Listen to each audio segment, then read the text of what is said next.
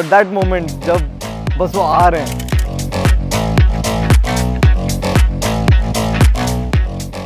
That was like heart beat stop हो जाने वाला मोमेंट था वो। स्वागत है आप सबका।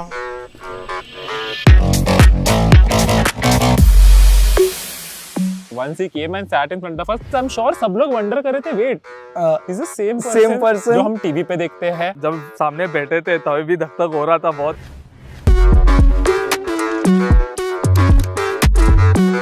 आप लोग एक दूसरे को कभी मिलते हैं या पहली बार मिले? नहीं, मिलते हैं हम लोग, मिलते रहते हैं। मतलब आप लोगों का पुराना कारोबार है।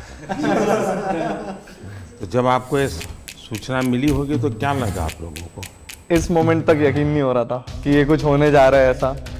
भी नहीं, पहले मिलेंगे फिर ही हम लोग सेलिब्रेट करेंगे, क्योंकि मालूम नहीं कैसे कब। हाँ, ऐसे आजकल तो फेक की दुनिया है ना। सर अभी भी नहीं लग रहा है कि आप सामने।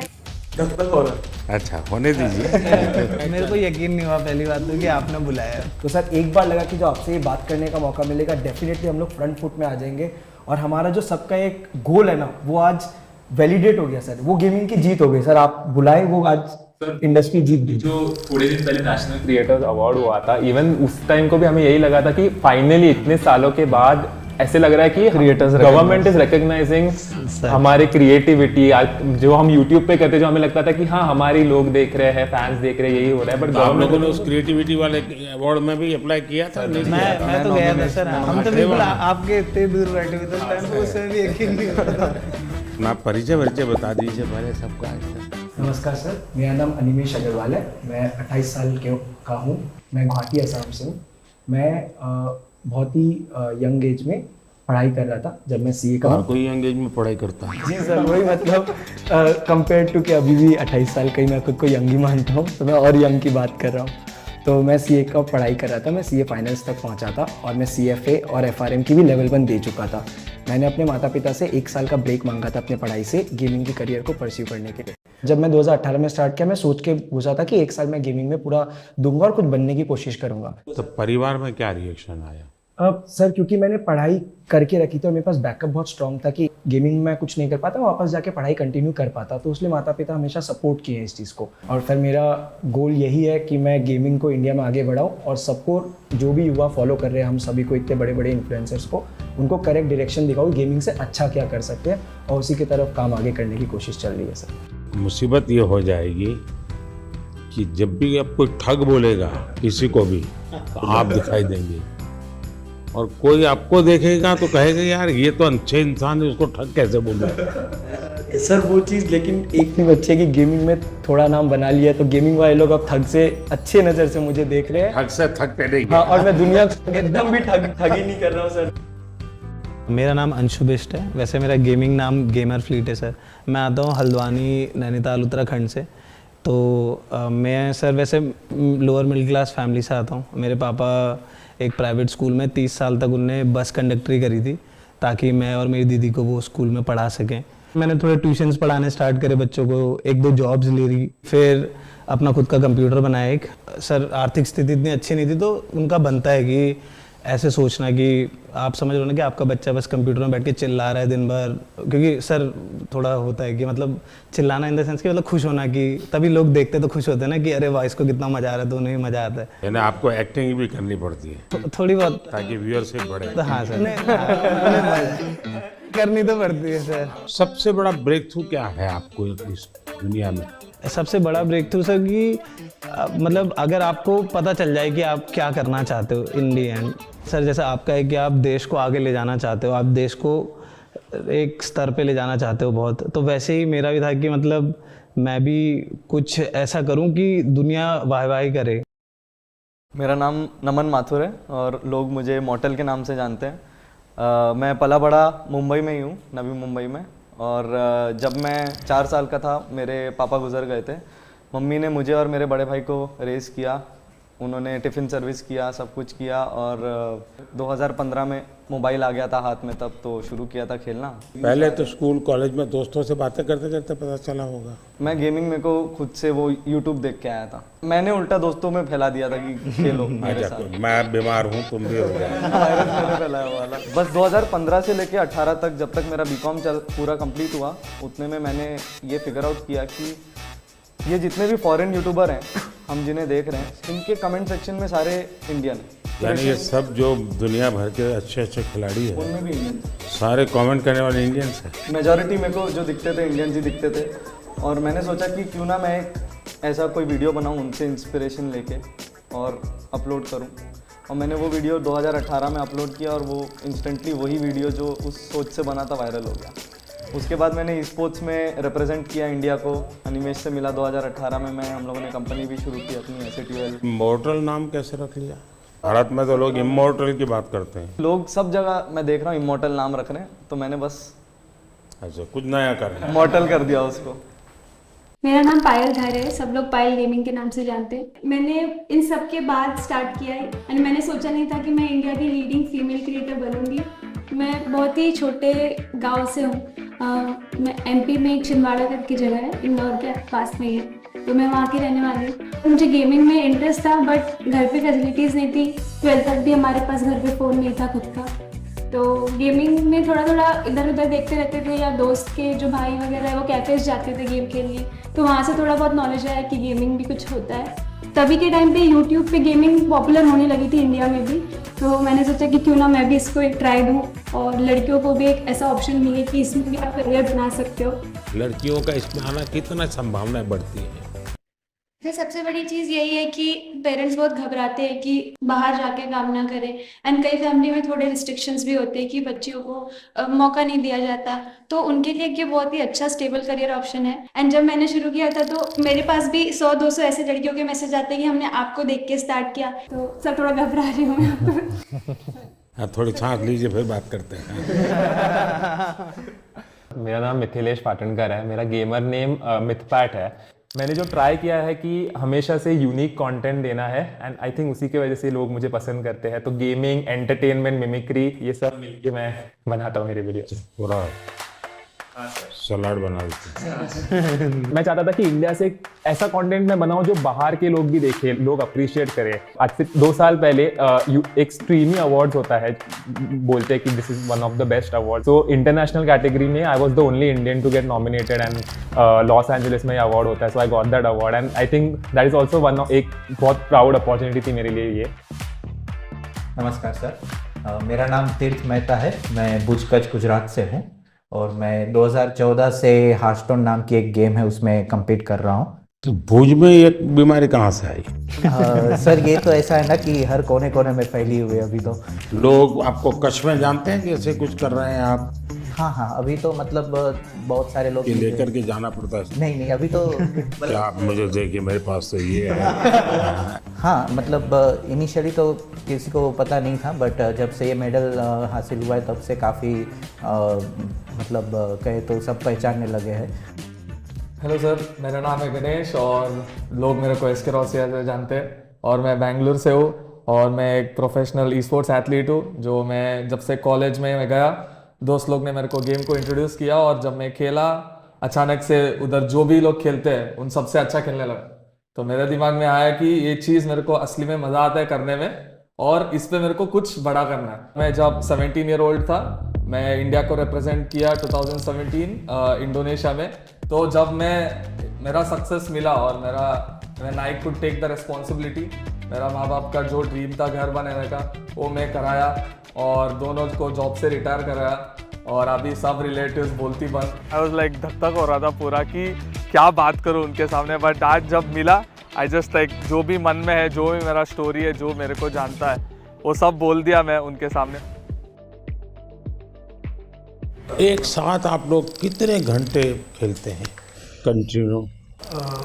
I think e sports athlete जो होते हैं वो दिन के 6 से 7 घंटे प्रैक्टिस के देंगे, क्योंकि वो उनकी पूरी रूटीन होती है। वो दिन में उठने का समय, गेम का समय, डाइट, सब कुछ होता है। कंटेंट क्रिएटर्स का सर अगर मैं बताऊँ तो आई थिंक सब लोग ऐसे होते कि दिन में 12 घंटे सिर्फ सोच ही रहे हैं, और फिर हो सकता है वीडियो बनाने में वो 2 घंटे ही बन गए या फिर वो 10 दिन तक नहीं बने। हमारे देश में क्रिएटिव की दृष्टि से गेम की दुनिया में कंट्रीब्यूशन कितना होगा?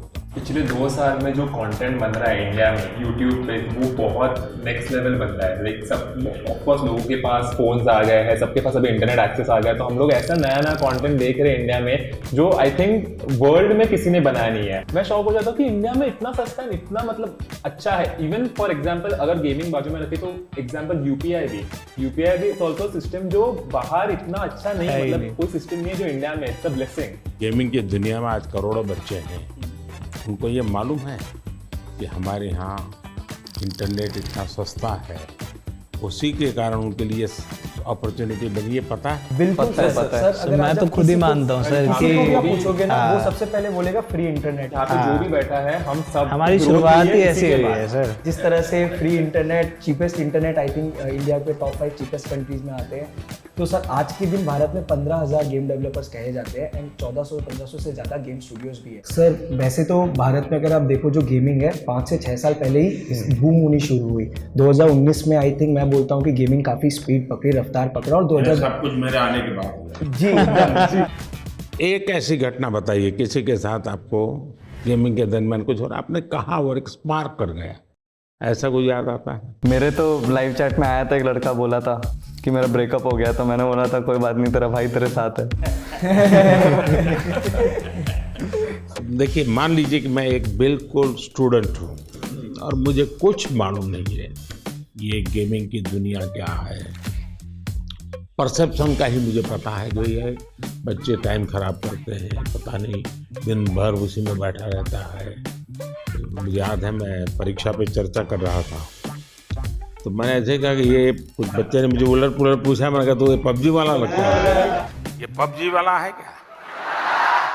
वो तो मोमेंट था सर, जब आपने ये पबजी वाला है बोला था, तो मैं उस समय पबजी में ही रिप्रेजेंट कर रहा था इंडिया को, और मेरे रिलेटिव्स तब मेरे को ऐसे मम्मी को कॉल करके बोल रहे थे कि ये नमन को बोला था क्या, क्योंकि तब मैं इतने उस रिप्रेजेंट कर रहा था तो वो सबको पता था, तो कहीं आपने मुझे तो नहीं बोला, ये डाउट आ गया सबको। ये एक ऐसा क्षेत्र है जो अननोन है। ऐसी स्थिति में क्या आप लोगों को क्या अनुभव आता है जब बच्चों से बात करते हो, उनके परिवार से बात करते हो? कोई तो माँ बाप ये थे कि तुम बंद करो, मेरे बच्चे को बिगाड़ रहे हो। ये तो सर अगर पेरेंट्स मिलते हैं हमें, पेरेंट्स यही बोलते हैं कि हमारे बच्चों को बोलो कि पढ़ाई करे, सिर्फ आपके वीडियोस देखते रहते हैं। तो मैं अच्छा फिर वो काम भी आप ही को कहते हैं? बहुत बार न्यूज़ में देखा है कि पेरेंट्स का क्रेडिट कार्ड यूज करके बच्चों ने गेम्स में इन गेम पैसे होते हैं वो लिए, एंड वो चीज़ बहुत बड़ी न्यूज़ हो जाती है। उससे क्या होता है कि फिर हमें भी अफेक्ट हो जाता है। राइट नाउ मेरा एक ही गोल है कि अगर किसी बच्चे को भी ई स्पोर्ट्स एथलीट बनना है या बहुत स्किल लेवल पे, टॉप लेवल पे खेलना है,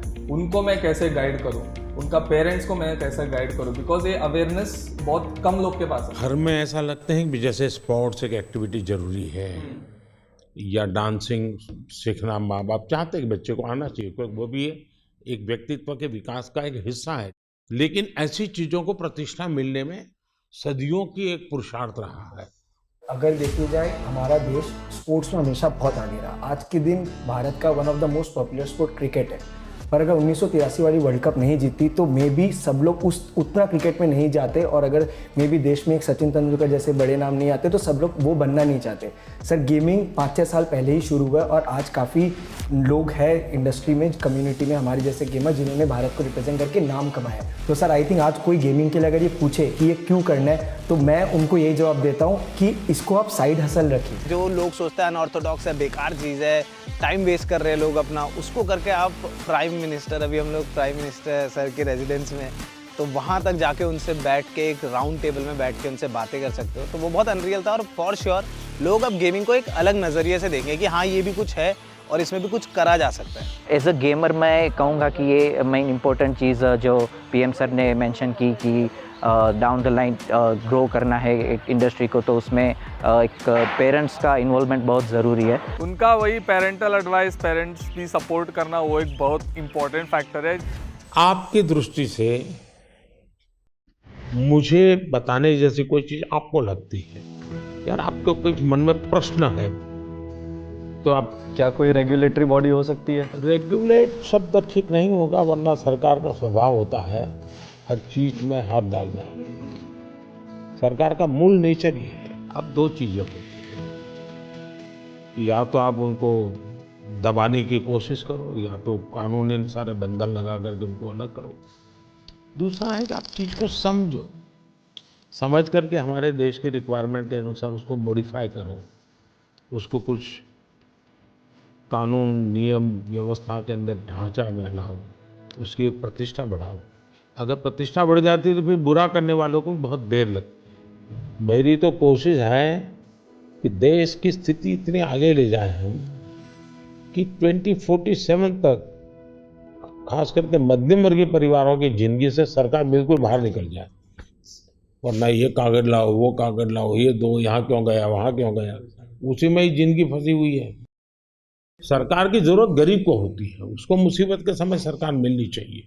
सर आई थिंक एक चीज़ जो डेफिनेटली करा जा सकता है ईज ऑफ बिजनेस के लिए, सर ई स्पोर्ट्स को आइडेंटिफाई किया जाए, ई स्पोर्ट्स के लिए डिफरेंशिएट करें। सर आज भारत के एथलीट्स जाके ओलंपिक्स में प्रपोज है, एशियन गेम्स, कॉमनवेल्थ गेम्स में प्रपोज है। आप लोग एक काम कीजिए, ये जो क्या समस्या है आपकी, मुझे कभी मेल कर दीजिए मेरी ऑफिस में, एग्जैक्टली क्या प्रॉब्लम फेस करते हैं आप।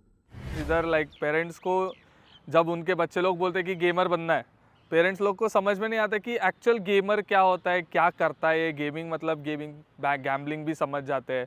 तो उस रिगार्डिंग मोदी जी बहुत अच्छा एक्सप्लेनेशन किया कि गेमिंग अलग होता है, गैम्बलिंग भी अलग होता है, और हमने भी बहुत सारी चीज़ें एक्सप्लेन किया। अब इतने सारी मात्रा में बच्चे जुड़ चुके हैं, उनको आप रोक नहीं सकते, तो उनको आप सही रास्ते पर ले जा सकते हो। तो सही रास्ते पर ले जाना है तो आपको लगता है डूज एंड डोंट्स, पढ़ाई करो, ये तो ठीक है, हम कह दिए तो पढ़ाई करो, और क्या क्या बातें आप सोचते हैं कि जिसको उसको केयर करना चाहिए। बच्चे बिल्कुल चाहते हैं कि यही करे, तो हम लोग सर, मैं तो हमेशा अपनी स्ट्रीम पे क्लियर बोलता हूँ, कोई भी आके बोले कि भैया मुझे भी आपके जैसा बनना है, तो मैं तो साफ बोलता हूँ भाई अगर तुम्हें मेरे जैसा बनना है तो जैसे मैं चला वैसे चलो। मैंने कॉलेज किया, कॉलेज के साथ किया, मैंने जॉब करी, मैंने जॉब के साथ किया, जब तक नहीं चला मैंने ऐसा नहीं करा कि सब दुनियादारी छोड़ के मैं बस लगे रहा कि नहीं यही काम करेगा, यही काम करेगा। आज के टाइम पे गेमिंग और ई स्पोर्ट्स मतलब उसमें दो कैटेगरी आती है। जैसे ई स्पोर्ट्स में आप कम्पीट करते हो, और कंटेंट क्रिएशन में ऐसा है कि हम गेम के अराउंड वीडियोस बना रहे हैं, उसमें 4 दोस्त मिलके कुछ फन कर रहे हैं, तो वो लोग देखना पसंद करते हैं लाइव स्ट्रीम में। जो मैं समझ रहा हूँ आपकी बातों से 3 स्टेज है।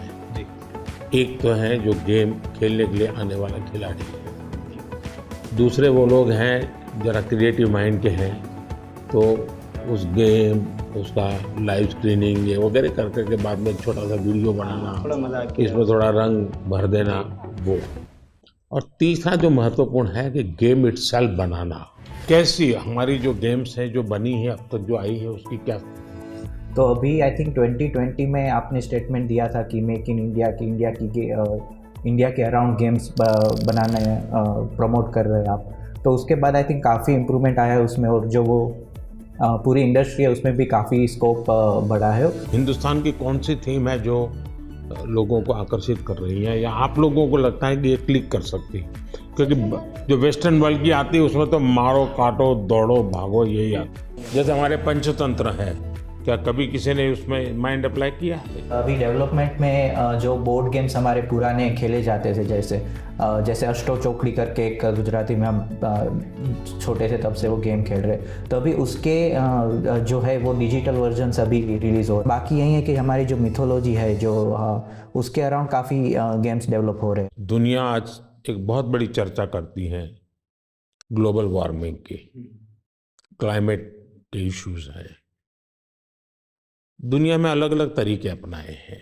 मैंने दुनिया के सामने अलग विषय रखा है, मैंने कहा है मिशन लाइफ ना। वैसे एक कैटेगरी है जैसे शूटिंग गेम्स हो गए, वैसे एक कैटेगरी है गेम्स फॉर चेंज करके, जिसमें जैसे आपने जो ग्लोबल प्रॉब्लम्स बताया, या फिर ऐसे छोटे छोटे जैसे अफ्रीका में ऐसी बहुत सी कंट्रीज है जो स्पेसिफिकली वहाँ की पॉवर्टीज़ कम करने के लिए, या वहाँ के कोई जो लोकल इश्यूज़ है उसको अवेयरनेस उसके लिए बढ़ाने के लिए ऐसी गेम स्पेसिफिकली स्टूडियोज़ बनाते हैं। तो आई थिंक ऐसे गेम्स इंडियन स्टूडियोज भी कैचअप कर सकते हैं। मुझे विश्वास है कि डाउन द लाइन 2-3 साल में तो ऐसे गेम्स आएंगे भी और वो आगे जाके पॉपुलर भी होंगे, जो कहेंगे हम कि सिर्फ इंडिया के भी नहीं बट ग्लोबल प्रॉब्लम्स को भी एड्रेस करेंगे। मुझे उनकी एक बात जो बहुत अच्छी लगी एंड शायद मैं भी उस चीज़ को बहुत ज़्यादा कैरी फॉरवर्ड करूँ, अपने ऑडियंस तक भी पहुँचाऊँ, वो ये रहेगा कि आप गेम डेवलपमेंट में घुसो, थोड़े से ऐसे गेम्स डेवलप करो जो हमारे कल्चर या इंडिया कैसे चलता है या हमारा क्लाइमेट या व्हाटएवर ज्योग्राफी, इन सब चीज़ों को देखकर ऐसे गेम्स बनाओ एंड उन चीज़ को हम लोग पुश करने की पूरी कोशिश करेंगे। तो I guess this is something that I would take from him. उन्होंने जो इन्वायरमेंट के लिए चीज़ें बताई कि जो गेम डेवलपर्स हैं उनको इन्वायरमेंट पे फोकस करके इंडिया की ऐसी गेम बनाना चाहिए जिसमें इन्वायरमेंट और हमारी जो क्लीननेस है उसकी तरफ ध्यान देने के लिए, आई थिंक वो मुझे बहुत ही अच्छा लगा। क्या ओपन सोर्स गेम का होता है कि गेम है उसमें 2 चैप्टर किसी और ने जोड़ दिए, 2 स्टेप्स किसी और ने जोड़ दिए, क्योंकि आप जो कहते हैं ना जिसकी उम्र कम होती है, हाँ, उसको जो मॉर्टल है उसको इमॉर्टल बनाना है तो फिर हमें ओपन सोर्स करे और उसमें नई नई चीज़ों को जोड़ने के लिए उसको ओपन करे। तो हो सकता है कि मान लीजिए हमने हनुमान के कैरेक्टर के ऊपर कोई बनाया जी, तो लोगों का भी ओपन सोर्स है, आप हनुमान के नई नई चीज़ें लेके आइए, तो हो सकता है वो। हाँ सर, बहुत अब सारे देखिए ये हमारी टीवी सीरियल जैसा काम है, हमारी टीवी सीरियल कोई एंड ही नहीं है। हाँ। उसका नई नई पोस्ट जोड़ते जाते हैं।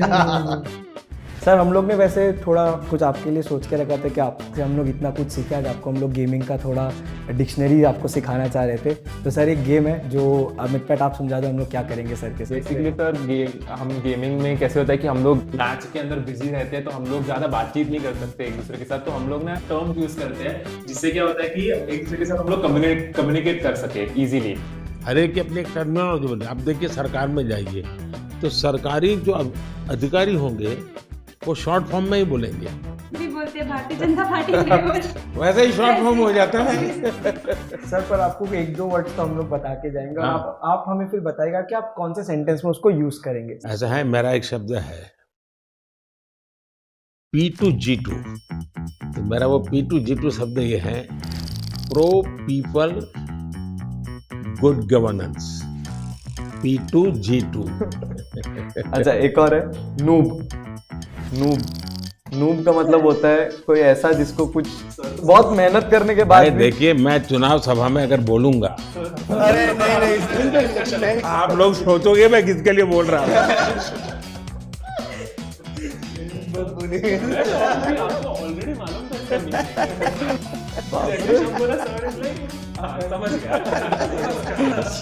अगर मैं बोल दूंगा तो लोग उसके लिए बोला है। ग्राइंड करके एक वर्ड होता है, तो ये तो खैर आप गेम में भी इस्तेमाल कर सकते हो, आप कहीं भी इस्तेमाल कर सकते हो। ग्राइंड मतलब सर मेहनत करना हो गया बेसिकली। जैसे अगर मैं माइनक्राफ्ट खेलता हूँ तो मुझे उसमें एक एक चीज़ सीखने के लिए ग्राइंड करना पड़ता। तपना सर, तपना, हिंदी में आसान भाषा में तपना। और दूसरा है सर GT है, गोट टू है।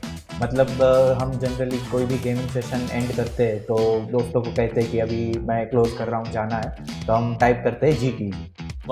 चलो AFK मतलब अवे फ्रॉम कीबोर्ड, यानी कि आप गेम खेल रहे हो, 4 लोग एक टीम में एक साथ खेल रहे हैं, अचानक से मम्मी ने बुला दिया कि खाना रेडी हो गया, तो वो फोन इधर ऐसे छोड़ के जाएंगे तो वो मतलब गेम में हार जाएंगे। तो टीम मेंबर्स आके हमें, अगर हम चाहते कि टीम मेंबर्स को समझे कि सुनो मैं जा रहा हूँ लेकिन मेरी जगह तुम लोग लो, तो हम लोग AFK लिखते हैं, अवे फ्रॉम कीबोर्ड, मतलब मैं नहीं हूँ पर तुम लोग संभाल लो। यानी एक दूसरे को कह कर के जाते हैं, इतनी डिसिप्लिन फॉलो करते हैं।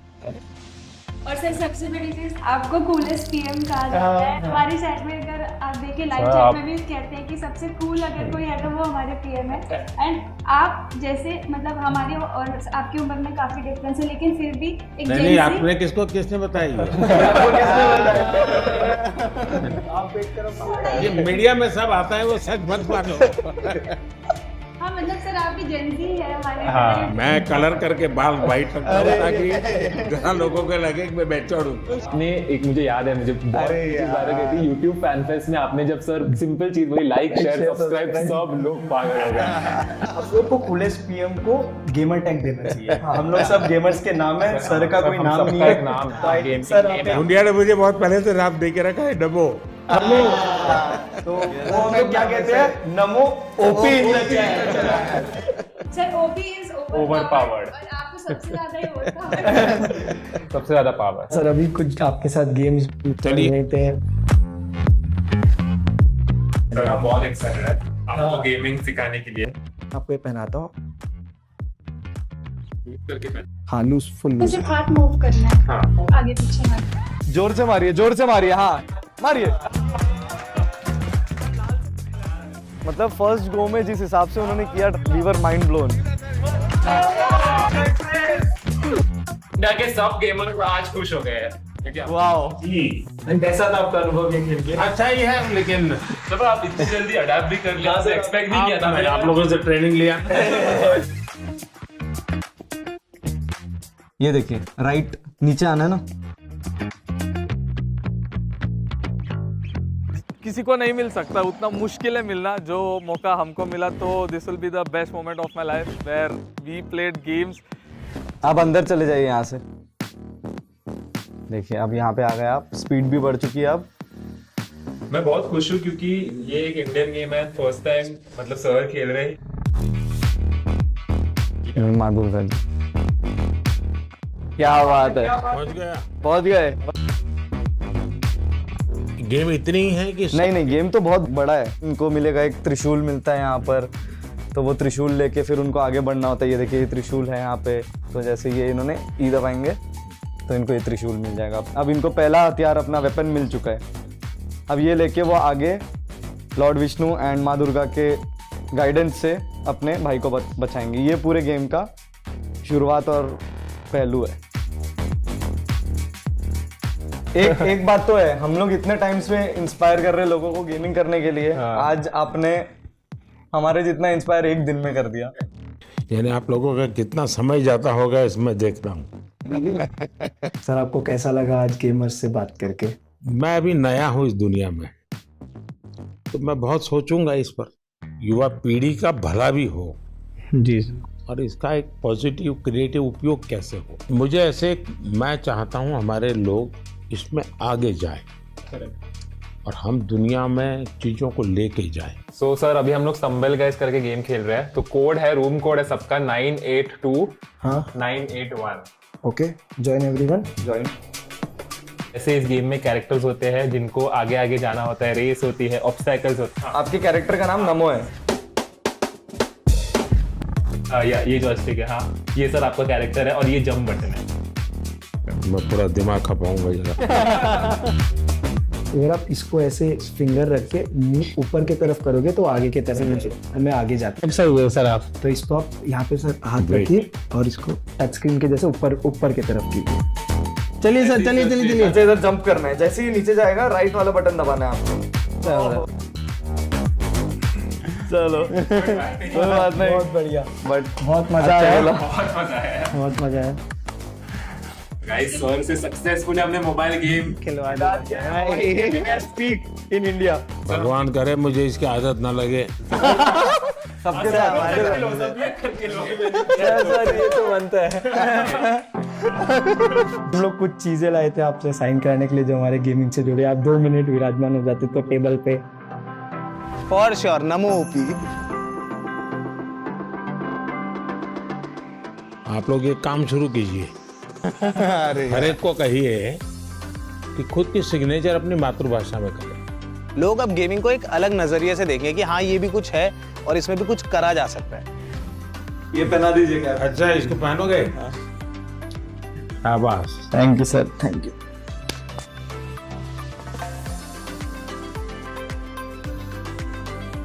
सर आपके साथ वैसे कैसे फोटो चाहिए जिसका थम्स अप कर दो जैसे गेम में हम। हाँ, चलिए। I think Indian gaming peaked today.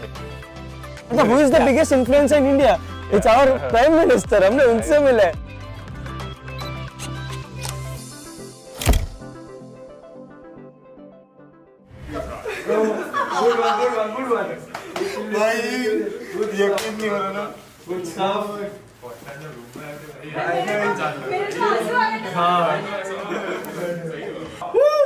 मजा आ गया। हम लोग अभी मम्मी पापा तुम्हारा बेटा मोदी जी के साथ मिल गया है।